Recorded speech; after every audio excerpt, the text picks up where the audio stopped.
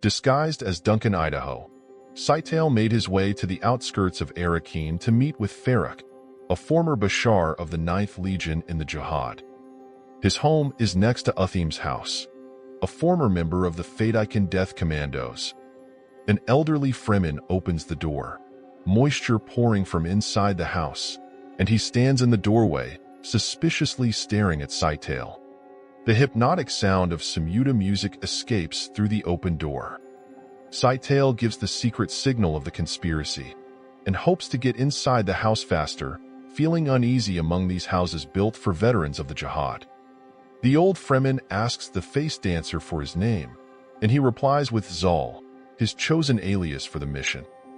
The Fremen introduces himself as Herbert, a former friend of Stilgar from the siege, and invites the guest inside, walking towards a covered courtyard. As he describes his life in the siege, Sightale realizes that he most likely joined the conspiracy in hopes of reclaiming the life he had before the war. As they enter the courtyard, the Samuda music stops for a few moments, and Sightale's attention is drawn to a blind boy with hollow eye sockets, playing the Bali set and singing in a high, beautiful tone.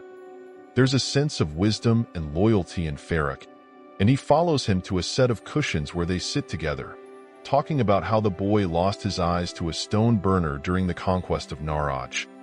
Sightale remembers visiting those planets in his youth, and then admits that he is actually a face dancer.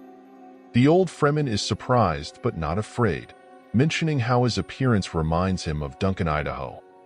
After some small talk, Sightale wants to gather more information on the Emperor. He brings up the Imperial Keep, and Herbert recounts a visit during a victory celebration for the Jihad, expressing disdain for the soldiers' feast where they reveled in tales of war and took pleasure with slave women. He adds that Paul and Cheney's private quarters must be hidden somewhere deep within the keep, and describes the Emperor as someone who surrounds himself with only a select few loyal Fremen officials, such as Stilgar. He also mentions his private ornithopter landing area. It requires an expert pilot like Paul to control the thopter, or the slightest miscalculation would lead to a fatal crash. Making clear his disapproval for such a degrading practice, Herbert mentions that the Emperor has also started implanting wave translators on his men, allowing them to carry messages that his enemies cannot decipher. Sightale wonders if the Fremen regret spreading the religion created around Paul, but Herbert replies that they see the Jihad more as a way of experiencing new adventures and gaining wealth. His thoughts drift back to the siege, and he recounts how he lived before the Atreides came to Dune. He valued a few simple possessions filled with memories, and the Fremen followed the old traditions of the Zensuni. He had 2 wives and felt wealthy without having a lot of money, but then Muad'Dib came and called for the Holy War. He initially refused to participate, but his friends joined and returned with tales of magic, convinced that Paul was their Messiah. Eventually, he also joined, driven by a desire to witness something that his mind could not fathom. Oceans and seas. Water covering the landscape much like the endless sands cover the surface of his home planet. After a moment of silence, he vividly describes the moment he went into the water with his fellow soldiers, watching a breathtaking sunset unfold over the sea. That experience was so impactful that it changed his understanding of the universe. Going back to their discussion about Paul, Herbert warns Sightale that every entrance to the Emperor's keep is heavily guarded. However, the face dancer is confident that this is their biggest weakness.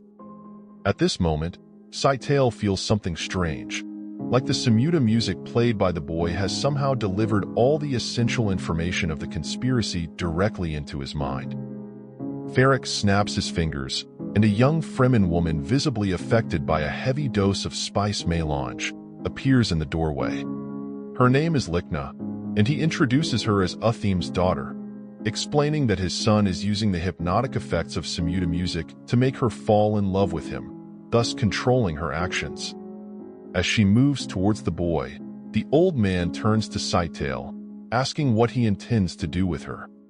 The face dancer raises his arm and a needle slides out from his sleeve, injecting the Fremen with a poisonous substance.